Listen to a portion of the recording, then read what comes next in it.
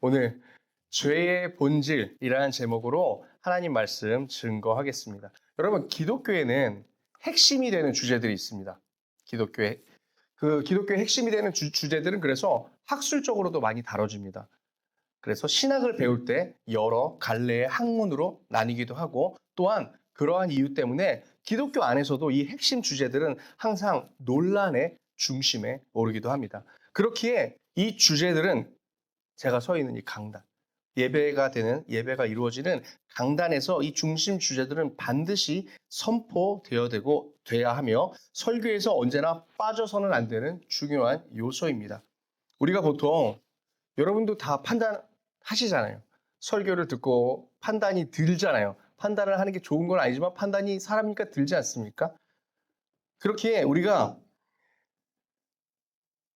죄송해요. 이렇게 읽다 보면 가끔 길을 잃어버릴 때가 있어요. 우리가 보통 설교를 듣고 본질을 잊어버린 설교라고 느끼는 것들의 대부분은 이러한 핵심 주제에 대한 고찰이 없거나 혹은 있다 하여도 그 주제를 변두리 소재 정도로 사용할 때 그렇습니다. 그래서 기복신앙적인 내용의 설교들에서 현대인, 여러분과 저와 같은 청년들과 또 우리 권사님들도 마찬가지입니다. 현대인들이 그러한 설교에서 피로와 염증을 느끼는 이유는 그러한 주제들이 사람의 마음에 어떠한 기대와 위로는 줄 수 있지만 결국 기독교의 핵심 주제와는 거리가 있기 때문입니다. 여러분, 복을 비는 행위, 우리가 기복신앙이라 그러잖아요. 복을 비는 행위, 바로 그것이 기복입니다. 기복은 타 종교에서도 경험할 수 있는 일입니다. 기독교의 핵심 주제 중에서 그래서 빠질 수 없는 것이 단연코 무엇일까요? 바로 구원입니다. 기독교의 핵심 주제는 단연코 구원입니다. 여러분, 오늘 여러분이 이 주일에 피곤한데 10시에 나와서 예배를 드리는 것이 여러분의 인생의 구원과 전혀 상관이 없다면 가성비가 안 맞는 일일 것 같아요, 여러분. 무엇을 위해 오늘 이 시간 나오셨습니까? 물론 희준이 시험 잘 보라고 기도는 했지만 공부를 하는 게 더 효율적일 겁니다, 아마 이 시간에. 우리가 이곳에 나온 이유는 하나님께서 우리를 구원하시기 때문입니다. 그 구원의 문제가 너무나 중요하기 때문에 우리 죽음 이후에 우리가 어디로 갈 것인가, 그 구원의 문제가 너무나 중요하기 때문에 우리는 이곳에 모여서 하나님께 예배를 드리고 있는 것입니다. 특별히 우리 각각 한 사람의 영혼을 구원하시려 이 세상을 창조하시고 창조 이전부터 택하신 우리 영혼을 이 땅에 살게 하셨고 그 가운데 우리 죄로 인하여 구원받을 수 없게 된 우리를 위해 예수 그리스도께서 친히 이 땅에 오셔서 우리를 대신하여 십자가를 지심으로 형벌을 받으시고 그 이름을 믿는 모두에게 구원을 허락하셨습니다. 좀 길었지만 제가 방금 드린 이 말이 바로 복음이에요, 여러분. 여러분에게 세상 사람들이 너 뭐 믿니? 라고 물어보면 뭐라고 대답하실래요? 교회 다녀. 그러니까 알겠어. 교회 다니는데 교회 다녀서 뭐 믿니? 교회를 믿니? 니네 담임 목사님을 믿니? 청년부 전도사님을 믿니? 넌 뭘 믿니? 라고 말하신다면 여러분 무엇이라고 설명하시겠습니까? 이렇게 설명하셔야 되는 거예요. 나는 믿어. 영원한 죄로 인하여서 죽을 수밖에 없는 나를 위해 하나님께서 그의 아들 독생자를 이 땅에 보내주셨고 그가 죽으심으로 그의 피를 믿음으로 나는 구원을 받을 거야. 라는 것이 복음의 약속입니다. 그래서 이 핵심 주제인 구원, 그리고 여러분 오늘 이 구원과 절대 떼어놓을 수 없는 것이 바로 무엇일까요? 네. 눈치 좋으시죠, 여러분? 바로 죄입니다. 여러분, 죄가 사람에게 들어온 까닭에 하나님의 아들이 이 땅에 오셨습니다. 죄가 인간에게 들어오지 않았다면 예수 그리스도가 이 땅에 오실 필요가 없었겠죠. 여러분, 죄가 사람에게 들어온 까닭, 그리고 그 죄를 해결할 다른 방법이 없었기 때문에 예수님이 이 땅에 오신 겁니다. 그리고 제가 지금 말씀드린 이 죄는 여러분, 죄라고 했을 때 여러분 머릿속에 드는 개념들이 있으십니까? 이 죄는 나라마다 다르고 시대마다 다른 법을 어기는 행위를 말하는 것이 아닙니다. 기독교가 말하는 죄는 하나님이라는 기준, 즉 만물의 창조주이며 특별히 우리 인간을 지극히 사랑하시는 하나님의 기준에서 벗어난 것을 말합니다. 창조주, 하나님의 기준에서 벗어난 것이 바로 기독교가 말하는 죄입니다. 그리고 그 죄를 극복할 예수 그리스도의 십자가 외에는 다른 방법이 없다라고 성경은 말하고 있습니다. 오늘 이 자리에 혹시 소연자매 그전에 기독교를 경험한 적이 있으신가요? 없으시죠? 근데 되게 무거운 주제를 오늘 제가 말하게 되네요.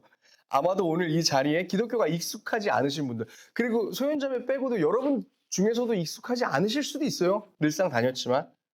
익숙하지 않으신 분들에게는 아마도 우리가 다루는 이 죄가 가장 까다로운 주제일 것입니다. 기독교는 기본적으로 모든 인간에게 뭐가 있다고 말합니까? 죄가 있다고 말하죠. 그것을 우리는 원죄라고 합니다. 아담과 하와가, 이걸 믿지 않는 사람들에게도 많이 유명한 이야기니까요. 아담과 하와가 선악과를 따먹음으로써 하나님 최초의 죄를 지었고, 그 죄가 우리 영혼에 인이 박혀서 우리 유전자가 유전되듯이 죄의 유전이 모든 인류에게 퍼지게 된 것입니다. 그래서 우리는 태어난과 즉시 뭐죠? 죄인입니다. 굳이 뭐 성악설, 성선설을 들자면 성악설에 맞는 거겠죠. 오늘 말씀에 등장하는 두 사람, 아담과 하와는 선악과를 따먹은 죄로 인해서 여러분 어떻게 됐나요? 에덴 동산에서 쫓겨났습니다. 그리고 오늘 우리가 읽은 이 본문의 배경은 바로 추방당한 아담과 하와의 이야기입니다. 그리고 에덴을 떠나 그들은 하나님의 말대로 어떻게 됐나요? 자녀를 오늘 가지게 되었습니다. 그리고 그들의 자녀들에게는 최초의 인류인 아담과 하와의 제가 방금 말씀드렸던 죄의 유전이 이어지게 되는 것입니다. 그리고 그의 큰 아들인, 자, 아담과 하와의 자녀가 두 명이 누구였죠? 이것도 유명하죠. 가인과 아벨입니다.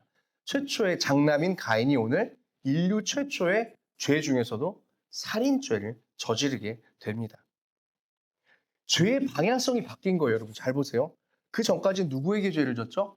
하나님께 죄를 졌어요. 수직적인 죄를 범했는데 이것이 어떻게 되나요? 수평의 죄로 바뀌게 되는 것입니다. 하나님께 범죄한 인간이 이제는 스스로 인간들 자체에게 해악을 끼치며 범죄를 저지르게 되는 것입니다. 오늘 특별히 가인의 반응도 이와 유사합니다.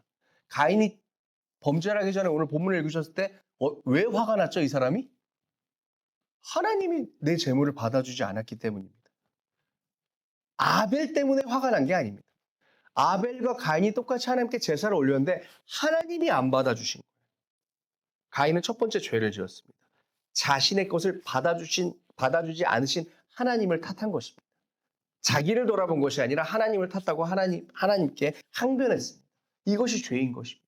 수직적인 죄가 이어졌을 때 바로 수평적인 죄가 이어지게 됩니다. 7절을 다시 읽어보겠습니다. 제가 읽을게요. 7절. 같이 읽겠습니다. 시작. 내가 올바른 일을 하였다면 어찌하여 얼굴을 펴지 못하느냐. 그러나 내가 올바르지 못한 일을 하였으니 죄가 너의 문에 도사리고 앉아서 너를 지배하려고 하니 너는 그 죄를 잘 다스려야 한다. 여러분, 참 아쉽게도 죄를 다스리라는 하나님의 이 말씀 7절 직후에 8절에서 바로 가인은 살인을 저지릅니다. 어떤 고민의 시간도 없었고요. 바로 살인을 저지르게 됩니다. 하나님의 말씀처럼 죄에게 지배당했기 때문입니다. 그리고 그 죄는 어디에서 온 것일까요? 바로 가인의 피 속에 흐르고 있는 원죄의 뿌리로부터 이어진 것입니다. 여러분, 다시 한번 질문 드리겠습니다. 갓 태어난 아이에게 죄가 있습니까? 이건 대답할 수 있잖아요. 크게 한번. 갓 태어난 아이에게 죄가 있습니까? 이거 아니네요? 제가 말하는 기본적인 기독교적 세계에서는 갓 태어난 아이건 모든 인류는 죄가 있습니다. 무슨 죄요? 아까 말한 그 원죄.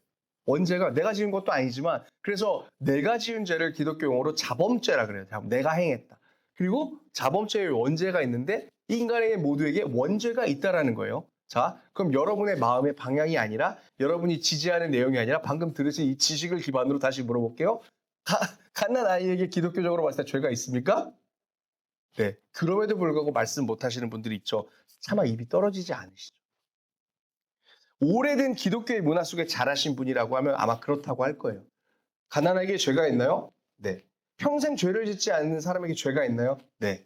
라고 편안하게 이야기하겠죠. 그러나 이런 교리들이 여전히 불편한 사람들이 있습니다. 지금 우리 가운데도 있을 거예요, 아마. 이런 논리죠. 왜 자꾸 멀쩡한 사람에게 죄인이라는 낙인을 찍느냐라고 생각할 수 있습니다. 그런데요, 여러분, 사실 여기 앉은 우리 모두는 겉으로는 다른 듯하나 실제로는 똑같은 사람입니다. 우리 모두 실은 여기서 제가 원하는 답변을 해주신 분도 있죠. 가난아이에게 죄가 있습니까? 라고 했을 때 네, 있습니다. 라고 했던 여러분조차도 실은 우리 모두는 죄를 부인하는 자들입니다. 우리는 믿지 않는 사람들이 아니 무슨 잘못을 했다고 거기 죄가 있어 라고 말하는 그들과 실은 우리의 마음 깊숙이 들여보면 똑같은 생각을 갖고 있습니다. 이 말씀을 듣고 아닌데요. 저는 원죄가 있다고 믿습니다. 라는 분들이 분명히 계실 거예요. 마찬가지로 말씀을 증거하고 있는 저조차도 하나님께 인류는 모든 원죄를 갖고 있으므로 태어나서부터 죄가 있다라고 저는 말합니다. 그렇게 믿습니다. 그러나 믿음이 생겨서 죄송합니다. 네, 그렇게 믿음이 생겨서 우리 모두 죄인입니다라고 말하는 저를 포함한 여기 계신 이제 몇몇 경력직 기독교인조차도 실상 여러분 그럼 우리 모두가 죄인이라는 거잖아요. 그렇죠? 그리고 제가 만약에 모든 인류가 죄인이라고 한다면 저도 죄인인 거잖아요. 그런데 실상 죄인이 응당 감당해야 할 그렇다면 죄인이면 응당 감당해야 할 시련과 형벌 앞에 놓인다면 우리 모두는 하늘을 바라보며 원망할 것입니다. 죄인이라는 사실, 모든 나를 제외한 다른 사람에게 대하여 말할 때는 너무나 쉽겠죠. 거기서 자기는 쏙 빠져 있으니까요. 어떻게 보면. 그런데 우리 안에 죄가 있다는 사실을 배워서 여러분과 저는 알고 마음속에 믿음을 가지고 그 진리를 때때로 지지합니다. 우리가. 맞습니다. 주님. 모두가 죄인입니다. 저는 죄인입니다. 라고 고백하며 기도를 합니다. 그러나 그 결과로 인한 파급에서는 빠지고 싶은 것이 우리입니다. 혹시라도 그러한 징조가 조금만 보여도 실은 정말 아이러니하고 여러분. 실은 가장 죄인이라고 고백하는 우리 기독교인들이 제일 먼저 경기를 일으킵니다. 하나님께. 하나님, 왜 하나님을 따르는 저에게 이런 시련을 주십니까? 여러분 그러지 않나요? 세상 사람들은 차라리 말합니다. 모든 인간이 어떻게 죄인이야? 어떻게 신이 그렇게 창조했어? 그렇지 않아. 올바르게 살아가는 사람들이 있는데 저 사람들이 예수를 안 믿는다고 구원받지 못한다고? 그건 옳지 못한 말이야. 그리고 우리는 그거에 항변하죠. 그렇지 않아. 인간은 모두 죄가 있어서 예수 그리스도의 피가 필요해. 라고 말하나 정작 우리 삶 가운데 그 죄에 인한 파급이 다가올 때 그 죄로 인한 우리가 죄인이잖아요. 그럼 우리가 형벌받아 마땅한 것 아닙니까? 그런 형벌의 징조가 조금이라도 있잖아요. 여러분의 삶이 흐트러지거나 무너지는 일들이 생겨나잖아요. 그러면 우리 모두에게 죄가 있다 말한 기독교인들이 제일 먼저 항변합니다. 하나님 어떻게 하나님을 믿는 나한테 이런 일이 생깁니까? 쟤한테 생기면 몰라도. 하나님 안 믿는 저 사람들에게 생기면 몰라도 어떻게 하나님 따르는 나한테 이런 일이 생깁니까? 어떻게 보면 오늘 가인의 항변과 너무나도 비슷합니다. 부모로 인하여서 죄의 유전을 받고 에덴에서 쫓겨난 가인이 하나님께 항변하는 거예요. 왜 내 제사를 받아주지 않느냐고 말입니다. 여러분 하나님이 죄인의 제사를 받아주시는 것이 맞습니까? 아니죠. 그런데 가인은 항변하는 거예요. 그럼 아벨의 제사는 왜 받아주셨을까요? 성경이 그것을 기록하고 있지 않습니다. 그러니까 두 가지의 케이스를 보여주는 거예요. 어떠한 기준인지 알 수는 없지만 하나님께서 어떤 제사는 받았지만 어떤 제사는 받지 않았다는 건데 기본적으로는 아벨도 죄인이라는 거예요. 그러니까 어떤 죄인의 제사는 받았지만 어떤 죄인의 제사는 받지 않으셨습니다. 그리고 원래 죄인의 제사는 하나님께서 받을 수 없는 것이에요. 그러나 그 제사를 드려서 받아지지 않았던 가인은 오늘 하나님께 항변하는 것입니다. 이것이 얼마나 여러분 모순된 고백입니까? 죄인입니다라고 고백하면서 형벌은 당연하게도 기피하는 우리의 모습. 어찌 보면 현대의 크리스찬들은 재판대 위의 죄인보다는 오직 사면받은 죄인만 하고 싶은 것인지도 모르겠습니다. 그래서 우리 밀양이라는 영화 같은 거 보시면은 또 이제 교회 안 다니시는 분들이 많이 마음에 상처를 입으시는 것들이 어떤 것이죠?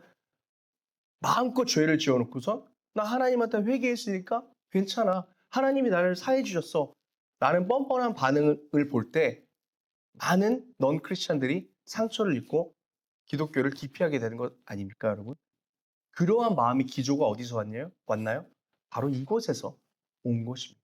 내 스스로 진짜 죄인이라고 고백하지 않고 정작 그 죄의 잣대가 나에게 들이밀어졌을 때 거부하는 행위. 거기서 이런 모든 것들이 오게 된 것입니다. 여러분, 오늘 성경의 말씀에 따르면 죄에는 인력이 있습니다. 인력. 끌어당기는 힘이라고 하죠. 우리가 중력으로 잘 알고 있는 이제 그래비티의 파생형입니다. 인력, 그래비테이션이라는 말이 있습니다. 그러니 우리는 그 죄에 끌려가게 되어 있는 거예요.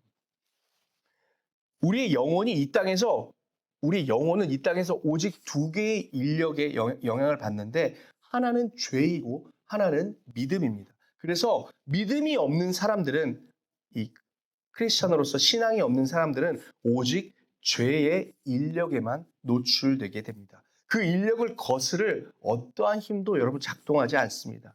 역사가 시작한 이래 그 죄의 인력을 거스르기 위하여서 다른 힘을 발견하려는 인류의 노력이 너무나도 있었지만 아직 발견하지 못했습니다. 때로는 철학이 등장하여 그 죄의 인력을 대항하려 했고 또 종교의 이름으로 자기 수행을 하며 죄의 인력을 거스르려고도 했습니다.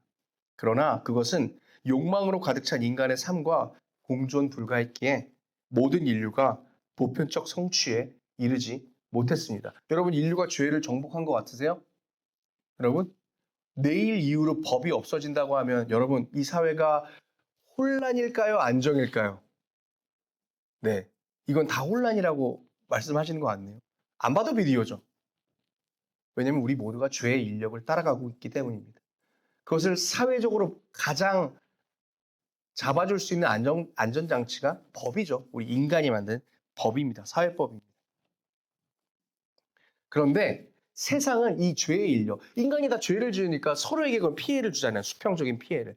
이것을 막기 위해서 제가 기분 나쁘다고 막 여기서 싸워서 이길 수 있을 것 같은 형제가 한 명도 없어서 안 할게요. 네. 기분 나쁘다고 누구를 이렇게 막 때리면 안 되잖아요, 여러분. 그래서 법으로 막고 착하게 살라고 도덕도 가르치고 철학도 파생되어 나왔지만 결국에는 해결을 완벽하게 하지 못했습니다. 그런데요, 이 어려운 죄를 기독교는 생뚱맞은 걸로 해결하겠다고 합니다. 바로 예수 그리스도의 십자가입니다. 이 무시무시한 죄를 예수 그리스도의 십자가 하나만으로 해결하려는 것이 바로 기독교입니다. 사람의 선행으로도 어떠한 지혜로도 감당할 수 없으며 그 죄의 인력을 이길 힘은 바로 예수 그리스도의 십자가 고난을 고백하는 십자가 신앙 외에는 없다는 것입니다. 그래서 기독교에 깊숙이 들어오시면 알게 됩니다. 기독교는 여러분 선행을 가르치는 종교가 아닙니다.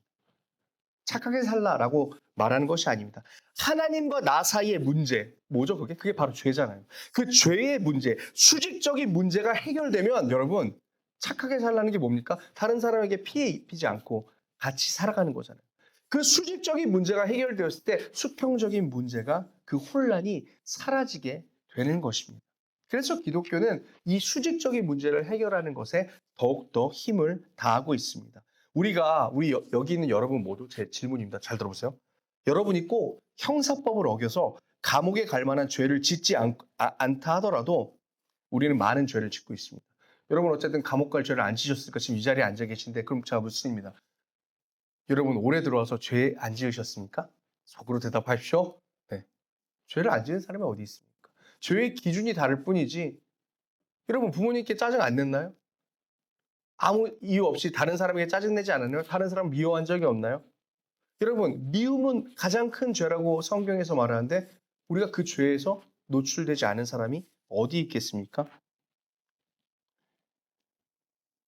여러분, 하나님의 피조물임을 인정하고 믿음으로 사는 우리라면 이 문제를 그냥저냥 방치해둘 수가 없습니다. 왜냐하면 여러분 성경은 죄의 삭시 뭐라고 말합니까? 죄의 삭, 네, 죄의 결과가 뭐라고요? 사망이라고 말합니다. 그 사망은 우리가 육신의 사망을 말하는 것이 아닙니다. 우리의 영혼의 사망. 우리가 죽음 이후에 우리가 어디로 갈 것인지를 정해주는 그 영원한 형벌의 문제입니다. 그래서 우리는 죄를 이길 힘을 키워야 합니다. 죄의 인력에 맞서 우리는 어떻게 해야 될까요? 간단합니다. 죄의 인력에 끌려가지 않기 위하여 우리는 은혜의 인력에 끌려가면 됩니다. 은혜의 인력을 무슨 벼슬처럼 표현합니다. 회개했으니 나는 이제 괜찮아 라는 식이죠. 그러나 아닙니다, 여러분. 은혜는 죄인이 고개를 빳빳하게 들게 만드는 것이 아니라 자신의 죄를 인지 못하는 죄인이 자신의 죄를 볼 수 있게 됨으로써 하나님과 사람 앞에 더욱 머리를 숙이게 되는 것입니다. 여러분, 한 가지 이야기만 드리고 마치도록 합니다. 실은 말씀이 훨씬 많이 준비되어 있는데 시간이 모자르네요. 한 가지 이야기만 드리고 설교를 마치려고 합니다. 물론 지어낸 이야기겠죠. 비유적인 이야기입니다. 한 나라에 임금님이 계셨답니다. 그런데 어렸을 적에 왕자 아들을 잃어버린 거예요. 하나밖에 없는 외동 아들을 잃어버린 겁니다. 그래서 그 임금님께서 이렇게 동네 시차를 나가셨는데 이렇게 걷다가 웬 거지 소굴, 옛날에는 이제 거지들이 이렇게 모여서 살았잖아요. 거지 소굴 앞을 지나가는데 이 생김새나 이 기풍이 전혀 다른 어떤 한 소년을 발견하게 됩니다. 저 친구는 뭔가 생긴 게 너무나도 왕족 같다. 저기 있을 애가 아니다 싶어서 그 아이를 양자로 삼습니다. 그래서 궁정으로 들어와서 일단 씻기고, 더러우니까 씻기고 궁정의 예법을 가르칩니다. 그에게 계속 가르칩니다. 그에게 너는 왕자로 살아야 한다. 그래서 그에게 예법을 가르치고 이것을 어기면 너는 나의 왕자가 될 수 없다. 너는 왕이 될 수 없다 라고 가르칩니다.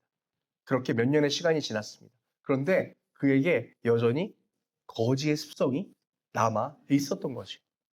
하루는 왕궁을 거닐다가 그 왕자가 떨어져 있는 아주 맛있어 보이는 파이 하나를 바라보게 되고 그것을 사람이 있나 없나 둘러본 이후에 주워서 먹게 됩니다. 거지의 습성이 몸에 남아있으니까. 그런데 아니나 다를까 지나가던 왕이 그것을 보게 되었습니다. 여러분, 어떤 일이 일어났을까요? 왕 앞에서 거지는 벌벌 떨며 무릎을 꿇습니다. 그리고 자신의 잘못을 시인하며 용서를 구했습니다. 그러나 왕은 이 거지를 어떻게 했죠? 거지가 아니죠. 이 왕자를 파면시켰습니다. 너는 자격이 없구나. 넌 아무리 보아도 거지다. 거지의 습성이 아직도 너에게 남겨있구나. 이렇게나 많이 가르쳤는데도 여전히 이것을 따르지 못하다니. 여전히 옛 습관을 따라가더니 너는 안 되겠다. 다시 너의 살던 곳으로 돌아가라 라고 말합니다. 그래서 양자로 삼은 그 왕자를 폐위시킵니다. 그런데 하루는 그 왕자가, 폐위된 왕자가 어떻게 사는지 궁금해서 다시 한번 시차를 나가서 그 거지 소굴을 지나갈 때, 이거 너무 이게 교훈을 위해 지어낸 얘기여서 너무 드라마틱하지만 잃어버렸던 친아들을 찾게 되는 것입니다. 그 앞에서. 모든 것을 까먹은 잃어버린 친아들을 왕은 발견하게 됩니다.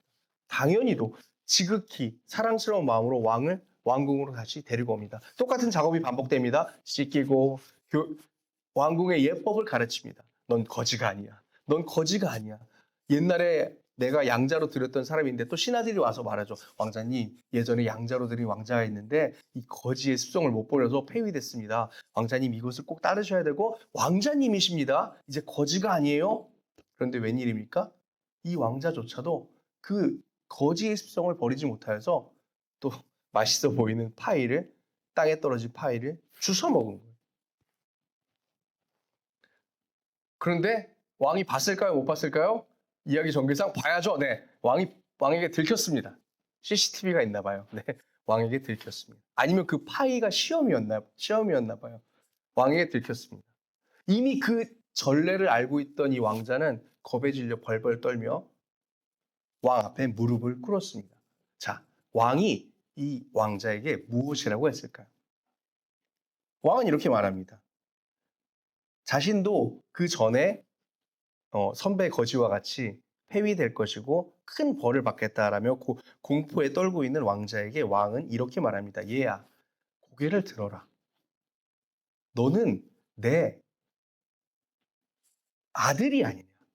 너는 나의 양자가 아니라 나의 친아들이야.